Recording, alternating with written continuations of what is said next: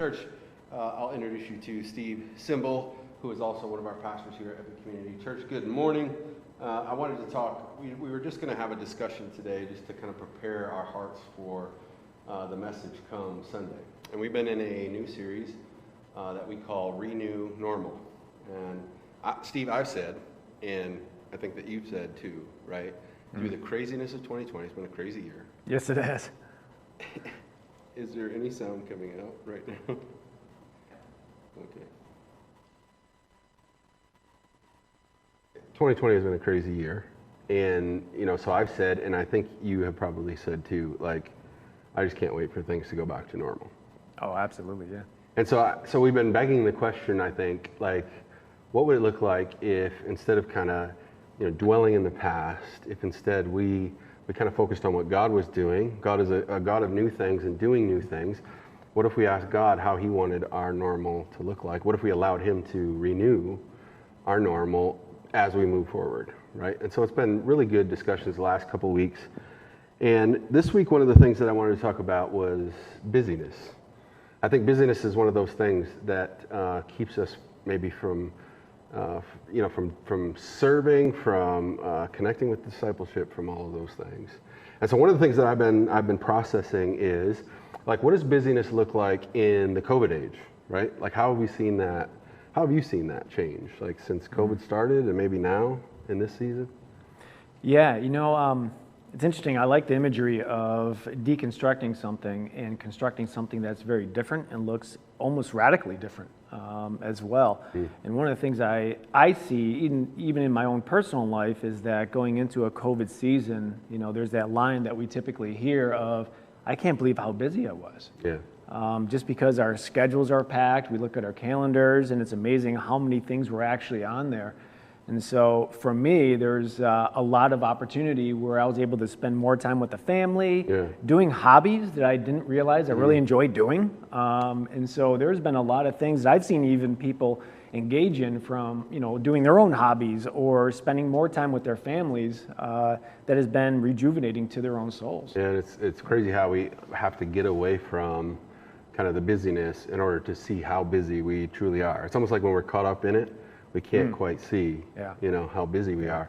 And now I think we're back on the flip side of this in a COVID or post-COVID maybe world, where we're starting to see people who maybe got a taste of that freedom and less busyness in their life, who are now returning back to work, right? Going back to a commute that takes them an hour or a couple hours out of their day, and just having to refocus again on workplace things, and all of a sudden probably grieving a little bit, right? The lack of just freedom that they felt during the pandemic. Yeah, and there's almost this tension to what we feel because we experienced a different normal during COVID, and now we're going back into, in a sense, life as usual. And so we feel this tension of, do I really want to go back to the way it used to be because I've experienced certain freedom with my schedule? Yeah, for sure. And for me, I think just coming back from Sabbatical, I feel the tension of that and COVID, being in this kind of post-COVID thing where I just had, just like you, I had tons of time with my family, good quality time, didn't have to focus really on much else. And what you're afraid of, I think, is returning back to work where those burdens and stress begin to stack up again. And all of a sudden you're in that same place that you just realized you were in before, which was just a horrible place to be, busy all the time, busy. Yeah. So what, another question that I've been thinking about is how we've seen busyness affect people's spiritual growth. So, we've been talking a lot, and part of this is because of my sabbatical and going on sabbatical, but we've been talking a lot as a church about margin and rest and Sabbath, and and again, just even going to talk about that a little bit more this week. And I just see how important this is for our culture, because I'm sure that you run into this too, but it's like when you come up and you ask people, how you doing, 9 times out of 10, it's good, busy, but good, right? I mean, that's what I hear from almost everyone is like they're busy. And I see how I don't know if you see this too, but I see how like this busyness just affects people's lives. They don't necessarily have the margin to be able to do some of the things that are required to build relationship. They're not don't necessarily have the margin to invest in their discipleship, to serve, others. It just gets in the way, and it's not that people don't have the desire to do these things, they just don't have the time.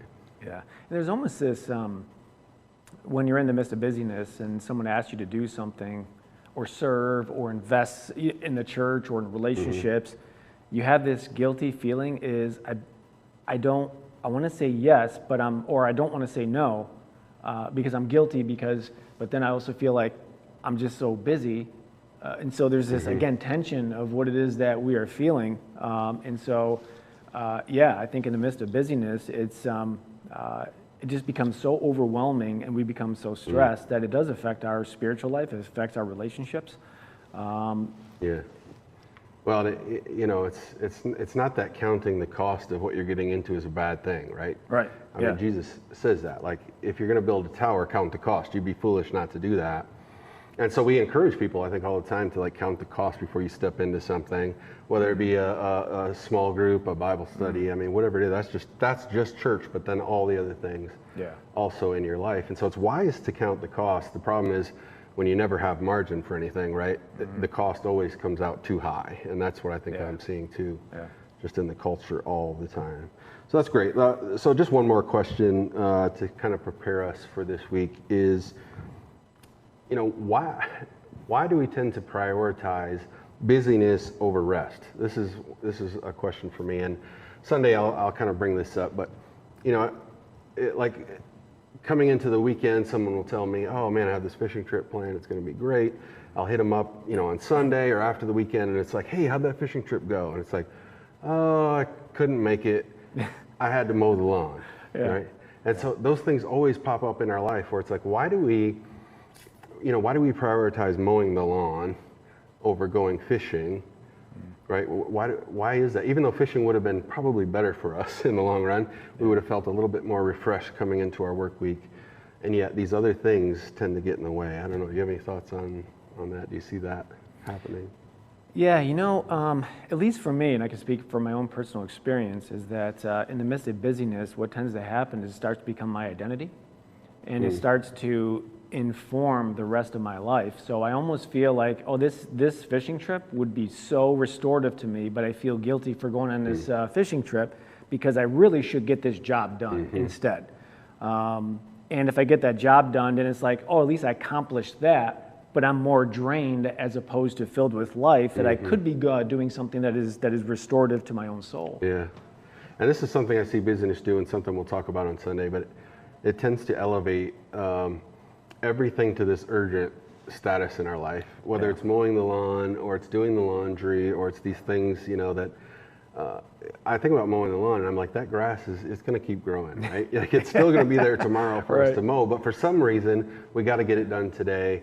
And I think it's like, if we don't get it done today, we're just never going to get it done. And that's how it feels. And so there's that sense of urgency that comes with busyness right at the end of the day, because we're so busy. It's like, when am I going to mow the lawn? If I don't do it right now, it's just never going to get done. And so we're willing to put these maybe things that are better for us in the long term on hold in order to get to these urgent things, when really we would say the urgent thing is rest. Like, what you really need, right, is to be restored and to let God restore you. And we use fishing as an example because fishing, for me is one of those things. And it's also one of those things I rarely do, even though it restores me, Well, I think there's something that you said that I think is so crucial and key, is that we take everything that we do and we elevate it on the same plane of urgency.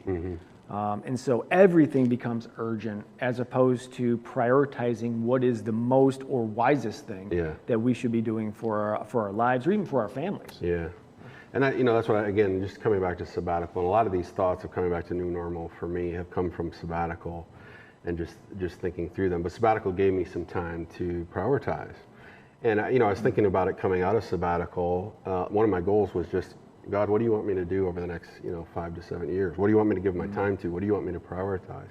And it's like, that didn't take a whole lot of time. In fact, it was a little time each day in prayer that I spent with God trying to figure that out. It wasn't like a 10-hour journaling session at the table.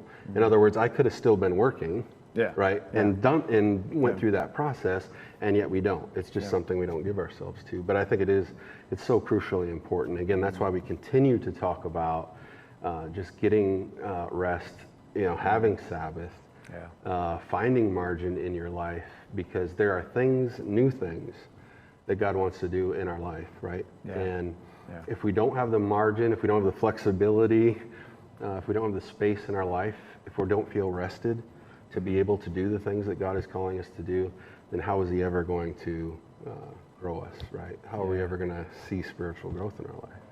And I think even coming to the point to allow that time of rest and that connection with God, and even allowing our spiritual lives that we've had to inform the rest of our lives, as opposed to busyness informing our life.